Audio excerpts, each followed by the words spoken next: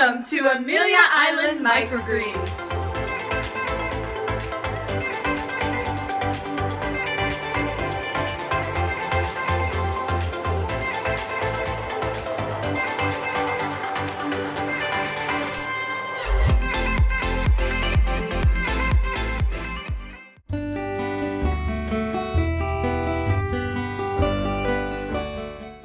So Robin, what do you plan on growing today? I chose two, and I didn't know if either would be easier to start with. I chose broccoli and salad mix. Broccoli is easy to grow as a beginning one. I'd love to start with that. Okay, broccoli's really easy. Okay, wonderful. Robin, you have water available, right? I do.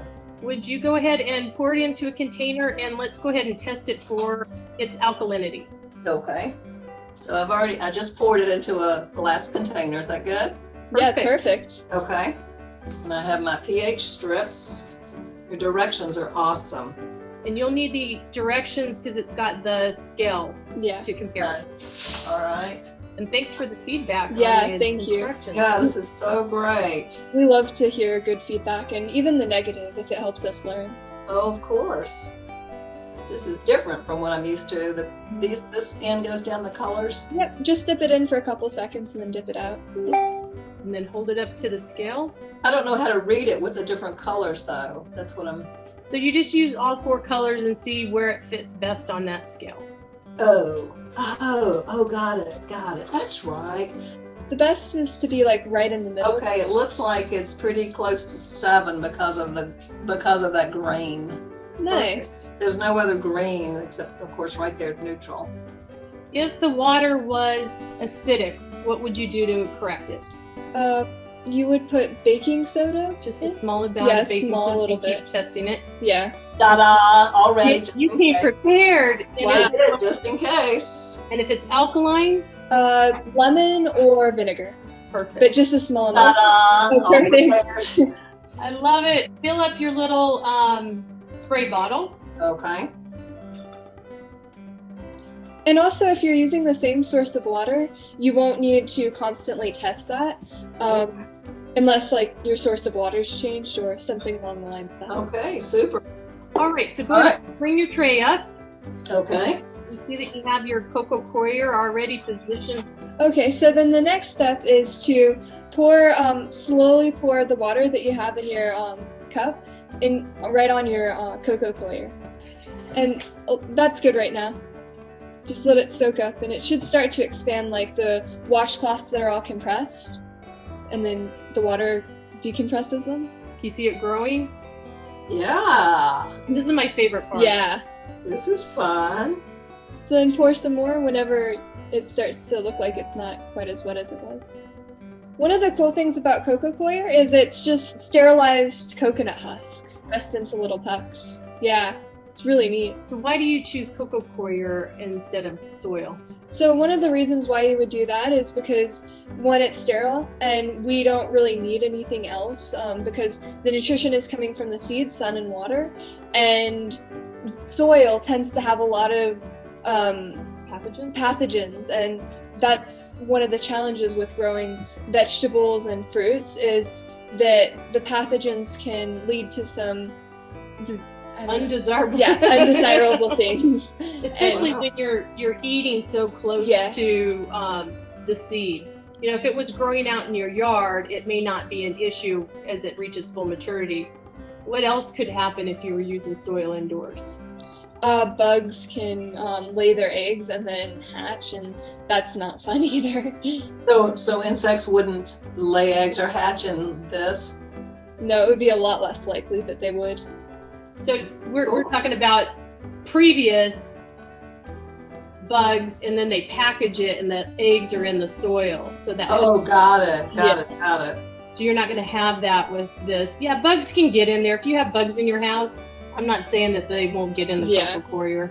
So you can start to see if you can break that apart a little bit. And you can also turn it over, and there'll be another side that's hasn't gotten much water.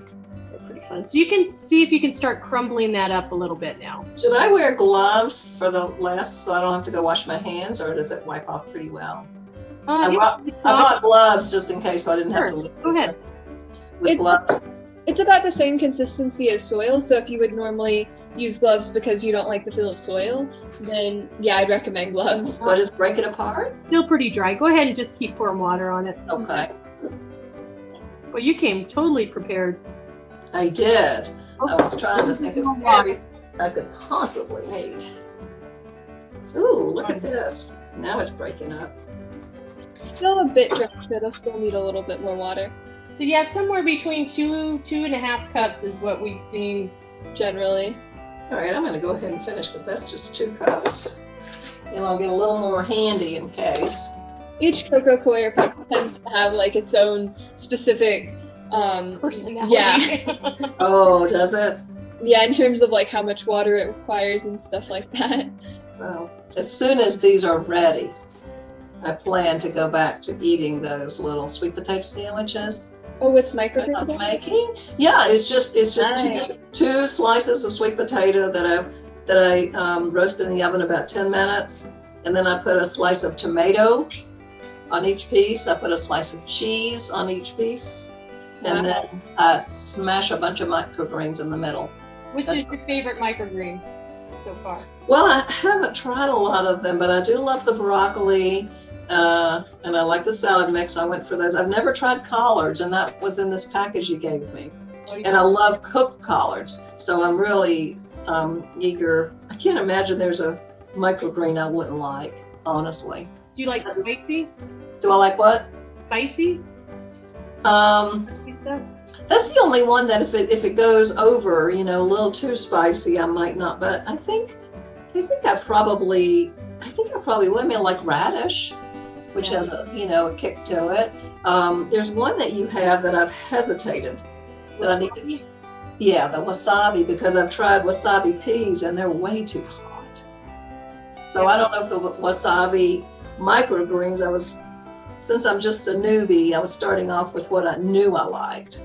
Yeah. But I really want to try how would you compare wasabi to, am I doing this right? Just spread it out like this? Yep. How would you compare wasabi to radish? It's about the same spiciness. Wasabi is probably a little bit more spicy, but if you put it on a sandwich or something, then you won't really have the spiciness. You'll more so have the flavor of it. Oh, that would probably be really good with the sweet potatoes and the cheese. And I bet it would be a nice balance there. also make sure that you're smoothing out the sides, because having more Coco Coir on the sides where it's like kind of even or going upward can make it a little bit more complicated. And also just make sure you can't see the white tray anywhere. Yeah. Like on the sides or... And one thing about collards and kale is that a lot of people don't really seem to like collards and kale just plain because they just don't really taste good or like raw. But with microgreens, it is nothing like what it would be like if you had the mature plant. Like kale, for example, is hard and it's bitter, but microgreens, they taste so good. They're nice They're- and tender. Yeah, they're almost kind of sweet too. They're one of my favorites, and collards is another really good one. I don't have any negative associations with either of those That's really good. greens. Take a look at the color of your Coco Coir right now. What you want to do is make sure that your Coco Coir always stays this nice, kind of a deeper brown. In fact, you might spray it a little bit. It looks still like, you want it that nice dark color. And Right now, spray it a little bit. Sure. Yeah. I think we could have added a little bit more water. Yeah. And another thing is, if this soil starts to look like what the compressed Coco Coir puck starts to look like, make sure to add some water, because if it gets to be that brown, your microgreens are probably not going to be doing quite as well as they could be. So just spritz it though with this little spray bottle. Yep. During germination, so the next 3 days you're going to be in germination, but then once you get out of germination, you're always going to lift that white tray and water from the bottom. You won't spray it anymore after germination. Okay. And you're going to probably want to go ahead after you get done and pour that water that's left in the bottom off. Yeah. Okay. Of course, where you're at is not humid, so that's probably not too No, not really. static. But if you live where it's more humid, you do have to make sure that you don't have a lot of water like under the tray when you're germinating or anything like that, because mold is pretty big here. As with in a dry state, you have to make sure that you're watering constantly, and you have to keep up with that a lot more than in a humid state. So a bit of growing microgreens does depend upon where you live. Yeah. So would you have any guess as to how many times I might need to spritz this daily while it's under the foil? 1 or 2 times, no less than 1 a day, just because of how dry. Okay. Even in a dry climate, it should be okay once or twice. Yes. Okay, great. Here in Florida, every once in a while, we'll get away with not spritzing it at all. Yeah. Okay. So that kind of gives you a range. Or spritzing it 1 time, but spritzing it a lot, not like we 3 don't. days, Yeah. Okay. So now the next thing is get your packet of seeds and start opening that. And then what you're going to want to do is you're going to want to spread it as evenly as you possibly can. And I know that it's kind of hard to see it because it is a really dark seed. Another recommendation for the people who are watching is on your first try, if you have mustard microgreens, I would recommend doing those first because you can see the seeds. They're very, they're like a yellow color. So it's really easy to see where they're spread. So you can spread it like this. I sometimes spread it like this when I want a precise line. But not from the packet, but you put it in your hands to spread it? Or you can do it from the packet. You can do that too, yeah. Oh, okay. Whatever you feel most comfortable with. Yep. I don't know yet. This is my first try, but I'll try this time. A bit of a learning practice. Yeah. No, I'm seeing a downside to this already, is that if I shake it too hard, some are popping in this direction. So you gotta go gently. Yeah, I think the seed packet's a little less controlled than if you were, Yeah, I can see how that would be true. Try putting it in your hand and see if you like that better. Okay. And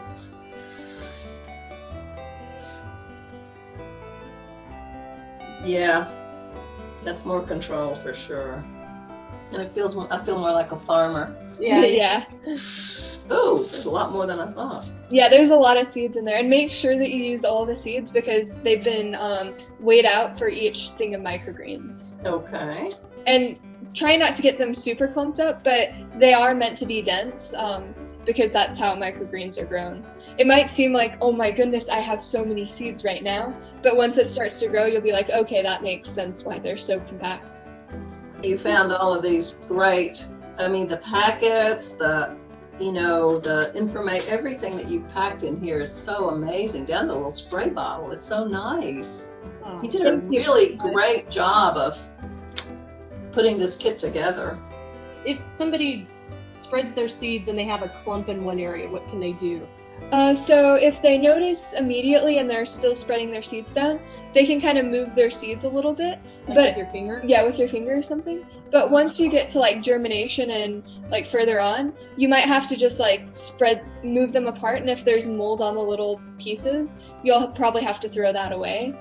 As you come out of germination and you look down at your tray and you think, oh my goodness, I have mold. What are the chances she has mold? Very small, especially since you're in a dry climate. Most likely what you're seeing is root hair. What you'll want to look for is if it starts to have a gray tint to it, that is probably going to be mold.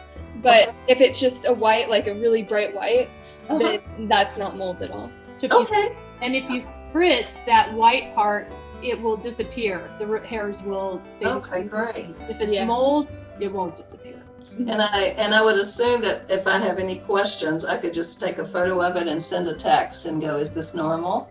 Yeah, Absolutely. definitely. We do that all the time with people. Yeah. Please talk to us and let us know if you have any questions or concerns, because we do want to make sure that you are able to grow your microgreens and learn and understand. And any questions, it really helps us, and we really want to hear from you.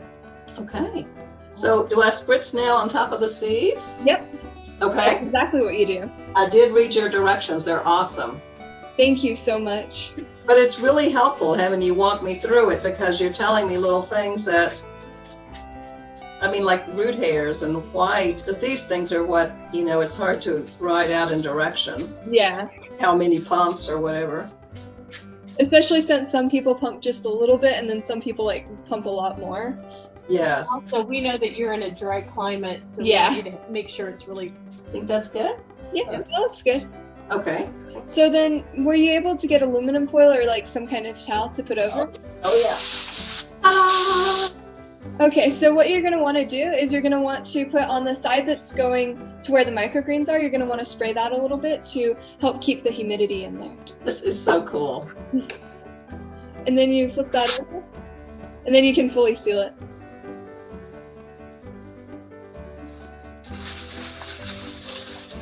And then what you're going to want to do is you're going to want to put you have the little squares that came with the pH test strips, right? Germination tracker? Yeah, our germination trackers. Oh yeah, yeah.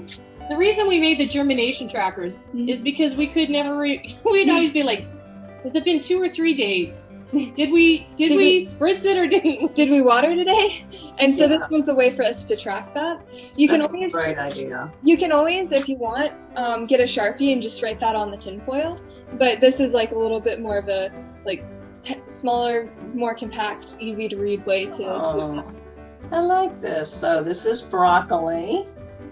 So what are the squares for? That you spritzed or that you checked or? Therefore, when you water them, so you would check off the first one in day 1, and then later on today you could go back and spritz for day 1 again, and then day 2 do the same thing. Do it in the morning and the evening. Yep. Okay. And then after day 3, are you typically able to lift the foil and they have light? Yep, so what you do is on day 3, you take the tin foil off, and then that's the day that you'll want to start bottom watering day 4. Day 4 is the day that you want to start bottom watering, where you take the white and the green tray and you just pull them up a little, and then you put a cup of water in, and then you put it down. Yeah, about a cup of water. About a cup of water in there, and then you put it back in? Okay. And if after 15 minutes there's like a bunch of water in the bottom of the tray, you probably just want to pour that off so that you don't cause root rot. Okay. All right. I assume it's a different number of days maybe for the different seeds before you typically can start harvesting. So what we tend to do is with our kits, they're pretty much all the same type of like grow time and all of that. So on average, they're pretty much the same. Now, if you were to have leek or carrot or some of the more complex, then the grow time and all that's much different. But for what they're doing right now, most of these are going to be exactly the same. So on day 3, I would spritz and cover again. But day 4, I'd take off the foil and I put a cup of water in the tray, drain off if it looks like too much to avoid root rot. And then approximately how many days average before I can begin to snip and enjoy? I've got day 4, first day in the sun, and then... Yep, just put it near a window. It doesn't have to be direct light. Day 7 is about when typically we start harvesting and eating our plants. Yeah. And you can let them grow about another 7 days if you haven't completely eaten them. Okay. We suggest you go ahead and cut them and put them in a baggie with a piece of paper towel just to keep the moisture down. Okay. Now, did you get the deluxe kit? Do you have 2 trays or just 1? Just 1. Okay, so if you had the deluxe kit, it comes with a second tray, and the reason we do that is so that on about day 5, you can plant your next harvest so that as you're eating this one down, the other one's growing. Oh. So, if you get into it and you get a rhythm, that might be something you would want to consider is with your seed refill is to just purchase. They're pretty cheap to purchase another tray. Okay, I will likely do that. You think about Saturday, I could start, if they look pretty good, I could start enjoying them on Saturday. Definitely. If they start to look like microgreens, then that's about the time when you'd start eating them. Let them grow until maybe next Tuesday or something, Sunday, Monday. With broccoli, you're fine. You have another week that you can grow it. With peas, you're going to want peas and sunflowers, you want to eat those probably at least by day 15. Okay. Peas will start. So put those in a baggie as soon as they're ready and then enjoy them that way. Yeah. Yeah, if you Okay. haven't eaten them all. Okay. The reason is there's, I think it's called linolin. It's what causes that root the stalk to be really strong, and it tastes like wood. The sunflowers, like overnight, they just won't taste as good. They won't be that real sweet. They'll be a little bit more bitter. They'll still be edible. There's nothing wrong eating them if they go into that. They're just not as delicious and sweet. And it really will happen overnight. Yeah. Okay. All right. So then after I trim them, I just go ahead and dump everything out and wash it up, and then I'm ready to start again with a whole nother. Yes. Yeah, we composted or chickens. Yeah, chickens love them. Please do not reuse your cocoa coir, even if it's been cut and like there's just a little bit of microgreens there, because we want the environment to be sterile. And by using the same one, you're having that same bacteria that's been in there for a little bit. So you want to try and avoid that. And also, if they do happen to start growing back, the soil is sterile, so the nutrition is going to be from the seed, which you've already used a lot of that nutrition already. So you're not going to be getting as much. Although if you do put it out in your garden and it starts to grow and you use that to get a full-grown plant of whatever it is, then that's also good too. Yeah. And one of the great things about the seed refill is that since you did get the bulk one that's 10, it's 10 for 25, and that brings the price down to $2.50 per crop, which you can't even get a thing of broccoli for that, which makes that's why I went for that one. That sounded like a good deal to me. Yep. Well, we're glad you got it. Yeah. Me too. Me too. Thank you so much for this lesson. That is so helpful. I certainly could have followed this, but there were things you told me that I wouldn't have gotten. It would have been a learning curve. So that was very helpful. You're both thank you. You're both wonderful instructors. So I hope a lot of people will watch the video and follow along and get this going. It's very exciting. Hey, thank you for watching our first video. I hope you learned a lot and are ready to test out your microgreen thumb. As I like to say, you may not have a green thumb, but you have a microgreen thumb. If you haven't already gotten your kit and are interested in growing your microgreens, visit us at ameliaislandmicrogreens.com. If you already have your kit, don't forget to order your seeds before you run out. If you're interested in getting on a subscription for a discounted price, contact us through email, Facebook, or Instagram. And as always, stay awesome.